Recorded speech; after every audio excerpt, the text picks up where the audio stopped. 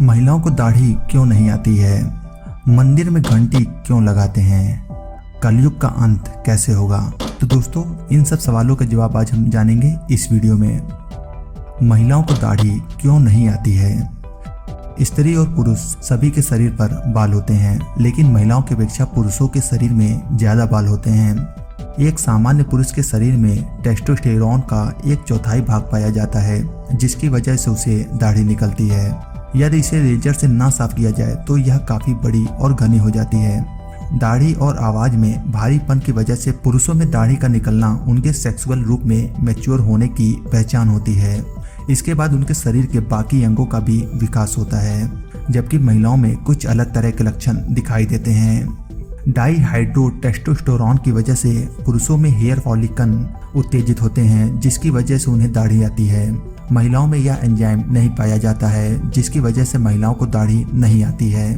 पुरुषों में sex hormones testosterone अधिक मात्रा में होता है, जिसकी वजह से उनके पूरे शरीर पर महिलाओं से अधिक बाल निकलते हैं। एक स्टडी के अनुसार ज्यादातर महिलाएं दाढ़ी वाले पुरुषों को ज्यादा पसंद करती हैं, जबकि ऐसी महिलाओं की संख्या कम है जो बिना दाढ़ी वाले पुरुषों को पसंद करती हैं।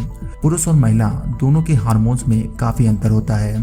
पुरुष में एंड्रोजन नामक हार्मोन्स होता है, जिससे उनकी आवाज में भारीपन आता है और उन्हें दाढ़ी निकलती है, जबकि महिलाओं में एस्ट्रोजन नामक हार्मोन्स पाया जाता है, जिससे उनके बाकी अंगों का विकास होता है। इसके अलावा हार्मोन्स के अंतर के कारण महिला और पुरुष के जननांग भी अलग होते हैं। कलयुग का अंत कैसे होगा? शास्त्रों के अनुसार समय अवधि को बड़े विस्तार से बताया गया है। इसके अनुसार हमारे पितरों का एक दिन एक रात मनुष्य के 1 महीने के बराबर होता है। वहीं देवताओं का एक दिन और एक रात मनुष्य के 1 साल के बराबर होता है। इसी प्रकार देवताओं का 1 महीना मनुष्य के 30 साल के बराबर और देवताओं का 1 साल मनुष्य के 360 साल के बराबर होता है।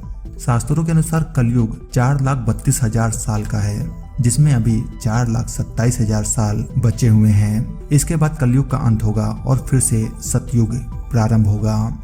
ब्रह्म पुराण में कलयुग की अवधि 4,32,000 साल बताई गई है। इसमें मनुष्य की उम्र कम से कम 100 साल की रहेगी। इसके अलावा मनुष्य की लंबाई की बात करें तो उनकी लंबाई कम से कम 5-5 फीट होगी।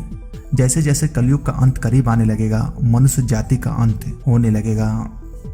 मंदिर में घंटी क्यों लगाते हैं? मंदिर घर का हो या किसी धार्मिक स्थल का, वहाँ घंटी तो होती ही है। इसके पीछे धार्मिक कारण तो है ही, साथ ही इसका हमारे जीवन पर भी साइंटिफिक असर पड़ता है।